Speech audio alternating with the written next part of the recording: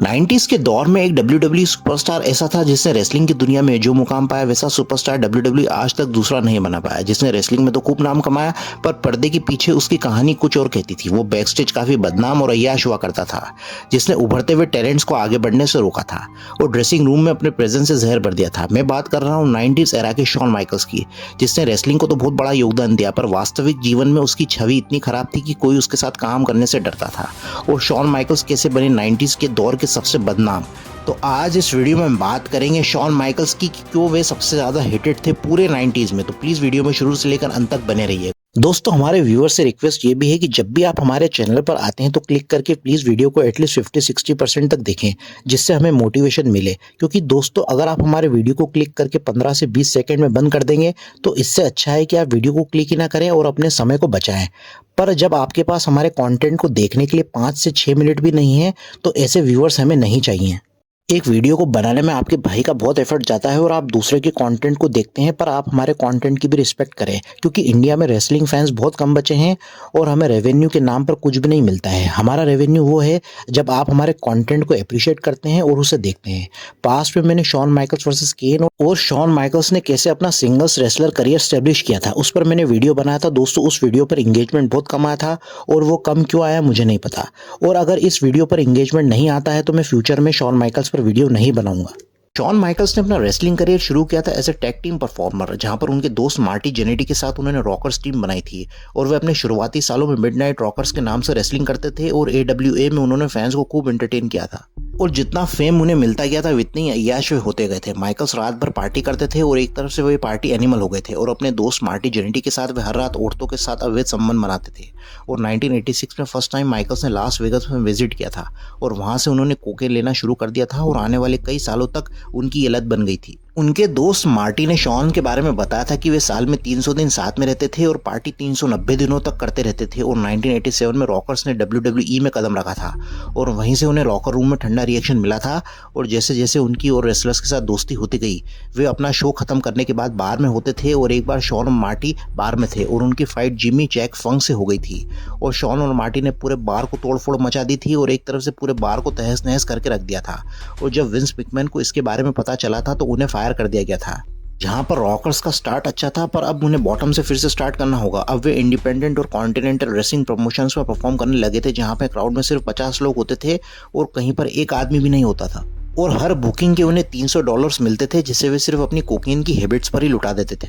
1988 में रॉकर्स को विंस ने एक और चांस दिया था और ये उनकी फाइनल अपॉर्चुनिटी थी। रॉकर्स ने WWE में फिर से अच्छा परफॉर्म किया था और वे फैन फेवरेट्स थे, पर वे टैग डिवीजन में ऊपर भी नहीं थे। और मार्टी भी शॉन को इरिटेट करने लगे थे और महीनों तक उनमें टेंशन बना दिखने लगा था। और एक बार उनकी फाइट हो जाती है जहां पर पुलिस दोनों को गिरफ्तार कर लेती है, पर रैंडी सेवेज यहां पर पुलिस को आकर सेटल करते हैं, ये बताकर कि ये फाइट एक रेसलिंग स्टोरी लाइन की चलती हुई थी। अब माइकल्स और जेनेटी की टीम टूट जाती है और यहाँ पर famous Brutus the barber shop का सेगमेंट आता है, जहां पर माइकल्स विंडो में मार्टी को स्मैश करते हैं और यहाँ से अब माइकल्स सिंगल्स रेसलर परफॉर्म करने लग जाते हैं और अब वे हील हो गए थे। इसका बैकलैश माइकल्स को मिला था और उन्हें सेल्फिश और ड्रग एडिक्ट बताया गया था, पर माइकल्स की रेसलिंग एबिलिटी बहुत अच्छी थी, जिसकी वजह से वे बेस्ट इन रिंग वर्कर थे। 1992 और 1993 में स्कॉट हॉल और केविन नैश ने WWE में कदम रखा था, जहां पर स्कॉट हॉल जो रेजर रेमॉन बनकर WWE में आए थे, वे माइकल्स को AWA के टाइम से ही जानते थे और वे भी उनके फ्रेंड थे और केविन नैश भी माइकल्स के फ्रेंड थे। फिर इनके ग्रुप में शॉन वॉल्टमैन की भी एंट्री हो जाती है, जो उस समय 1-2-3 किड थे। फिर ट्रिपल एच भी WWE में आ गए थे, जिससे इनका ग्रुप कंप्लीट हो गया था और इनके लीडर थे शॉन माइकल्स। इनका ग्रुप इतना ज़्यादा पावरफुल था कि वे विंस मैकमैन को भी इन्फ्लुएंस करते थे उनकी बुकिंग डिसीजन के लिए और विंस मैकमैन को भी उनकी मांगों को पूरा करना पड़ता था। शॉन डगलस लॉकर रूम में ऐसे रेसलर थे जो इनके ग्रुप से नहीं डरते थे और इन योर हाउस 4 में उन्होंने माइकल्स को हराया था और वे इंटरकॉन्टिनेंटल चैंपियन बन गए थे। और वहीं पर रेजर रेमॉन आकर डगलस को हरा देते हैं और ये क्लियर इंडिकेशन था कि इनके ग्रुप के आगे किसी की नहीं चलती और उनके ग्रुप का नाम था द क्लिक। एक बार क्लिक के मेंबर स्प्लिट हो गए थे। एक वर्ल्ड टूर के दौरान माइकल्स और वॉल्टमैन एक बार में जाते हैं और माइकल्स उस बार में एक लड़की को छेड़ने लग जाता है और वो लड़की एक सोल्जर की गर्लफ्रेंड होती है। वो सोल्जर माइकल्स की इस हरकत पर ऑफेंस उठाता है और माइकल्स नॉकआउट हो जाते हैं, जहां पर माइकल्स का सिर कार के दरवाजे में भिड़ा दिया गया था उस सोल्जर के द्वारा। इसके बारे में ट्रिपल एच ने कहा था कि जब भी हम साथ जाते थे शॉन वही हरकतें बार बार करता था। तब केविन, स्कॉट और वॉल्टमैन साथ में रहते थे, तब हमसे कोई उलझता नहीं था। सनी भी उस टाइम पर डब्ल्यूडब्ल्यू में थी और उनका और माइकल्स का एक एलिट अफेयर हो गया था, जहां पर पहले जो इंसिडेंट हुआ था सनी ने माइकल्स को हॉस्पिटल पहुंचाया था। उस टाइम पर वे क्रिस कैंडिडो के साथ रिलेशन में थी। सनी शॉन माइकल्स की टीनेज से ही बहुत बड़ी फैन थी और यहाँ पर माइकल्स का सनी के साथ अफेयर हो गया था, जिसके बारे में पूरे लॉकर रूम को पता था और वे वेकेशंस में साथ रहते थे और डब्ल्यूडब्ल्यू के शोज में मल्टीपल बार वे एक दूसरे के साथ संबंध बनाते थे, जहाँ पर उनके ग्रुप के मेंबर्स उनकी रखवाली करते रहते थे। क्रिस कैंडिडो इससे साइकोलॉजिकली बहुत ज़्यादा अफेक्ट हुए थे कि उनकी गर्लफ्रेंड ने उनके साथ धोखा किया और माइकल्स को इससे कोई फ़र्क नहीं पड़ा था। शॉन माइकल्स का एटीट्यूड उस समय इतना ज़्यादा खराब और असहनीय था कि कोई भी माइकल्स के साथ डील करना नहीं चाहता था। माइकल्स का अल्कोहल और ड्रग एडिक्शन भी कंट्रोल से बाहर हो गया था और माइकल्स की लाइफ में अप्स एंड डाउन्स आते रहते हैं और उनके मूड स्विंग की प्रॉब्लम भी खुद विंस मैकमैन भी सहन नहीं कर पाते थे। विंस रूसो ने कहा था कि शॉन सबकी डिसरिस्पेक्ट करता था और वही एक लौता स्टार था जो विंस के मुंह पर आकर बात कह के चला जाता था, जो विंस पर चिल्लाता था। माइकल्स को पता था कि लॉकर रूम में सब उनके दोस्त हैं और खुद बॉस भी उनसे डरता है, क्योंकि वो बेस्ट रेसलर था पूरे इंटायर लॉकर रूम में। जहां पर बेस्ट रेसलर की बात हो, शॉन माइकल्स की एक और रेसलर के साथ गर्मा गर्मी बनी रहती थी और वो था ब्रेट द हिटमैन हार्ट। और एक बार तो खुद ब्रेट हार्ट इनके ग्रुप के मेंबर बनते बनते रह गए थे 1994 के जर्मनी के टूर पर, जहां पर ब्रेट हार्ट हॉल और नैश के साथ ड्रिंक कर रहे थे और वे उनके ग्रुप के लीडर बनने का उन्हें ऑफर करते हैं, जहां पर वे रेसलर्स की यूनियन बना रहे थे जो अपने आइडियाज विंस को पिच करते। तब तक ब्रेट हार्ट का विंस के साथ एक स्टैब्लिश रिलेशन बन गया था, पर इसके 2 साल के बाद माइकल्स का विंस के साथ एक स्टैब्लिश रिलेशन बन गया था और ब्रेट हार्ट इनके इरादों के बारे में अच्छे से जानते थे और वे इनके ऑफर को डिक्लाइन कर देते हैं क्योंकि उनकी सोशल हैबिट्स हार्ट की हैबिट से मेल नहीं खाती थी। ब्रेट हार्ट और शॉन माइकल्स की रेसलिंग जर्नी एक जैसी रही थी और दोनों स्टार्स ने अपना career as a tag team start किया था और दोनों बहुत एवरेज कदकाठी के रेसलर थे, जहां पर ब्रेट हार्ट माइकल से आगे थे और उन्हें मेगा पुश माइकल से पहले मिला था। 1980s तक डब्ल्यूडब्ल्यूई लैंड ऑफ जाइंट्स का था, जहां पर Hulk Hogan, Andre the giant जैसे रेसलर्स को देखने के लिए लोग टिकट खरीदते थे।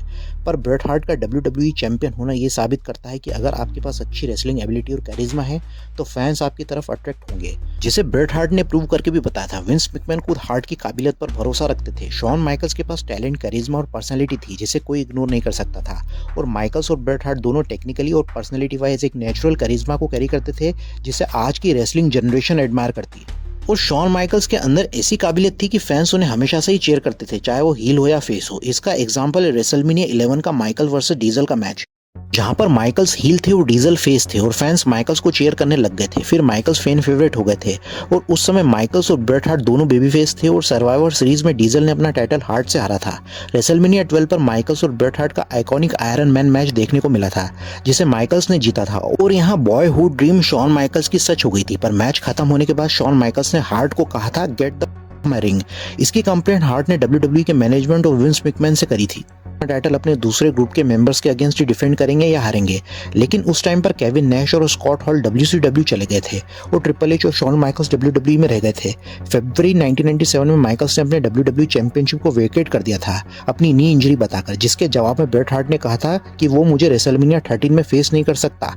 ब्रेट हार्ट और शॉन माइकल्स यहाँ पर रियल लाइफ फ्यूड में इन्वॉल्व हो गए थे, इसमें माइकल्स ने कहा था कि ब्रेट हार्ट का अफेयर सनी के साथ चल रहा है, जिसकी वजह से हार्ट की पर्सनल लाइफ अफेक्ट हुई थी और इसी के चलते सर्वाइवर सीरीज 97 ब्रेट हार्ट की WWE में आखिरी रात बन गई थी और माइकल्स यहाँ मॉन्ट्रियल स्क्रू जॉब में इन्वॉल्व हुए थे और उन्होंने विंस मैकमैन के साथ मिलकर हार्ट को कॉन्ट्रोवर्शियल तरीके से WWE से बाहर कर दिया था। अंडरटेकर ने कहा था कि माइकल्स का ग्रुप ने WWE को इंटरनली काफी डैमेज पहुंचाया, जिसकी वजह से कंपनी अपने एक ऑल टाइम लो पर पहुंच गई थी, क्योंकि उन्होंने हर टैलेंट को स्क्वैश किया और बरी कर दिया था जो उनके अगेंस्ट खड़ा हुआ था। वे अपने हिसाब से अपने स्पॉट को बुक करते थे और उनके अगेंस्ट टेकर का अपना ग्रुप हुआ करता था जिसका नाम था बोन स्ट्रीट ग्रुप। माइकल्स ने वेडर को भी बरी करा था। वेडर ने WWE में आने से पहले मल्टीपल चैंपियनशिप्स होल्ड करी थी और उन्हें WWE में बहुत बड़ी हाइप के तौर पर लाया गया था।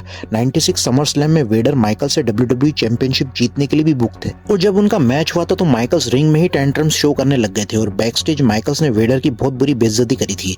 माइकल्स वेडर के साथ काम करना नहीं चाहते थे क्योंकि वेडर की बॉडी में से बदबू आती थी और वे अपने रिंग अटायर को वॉश भी नहीं करते थे और उनकी रेसलिंग स्टाइल भी काफी स्टिफ थी। और मैच खत्म होने के बाद माइकल्स ने विंस से कंप्लेन करी थी, जिसकी वजह से वेडर का पुश भी रुक गया था।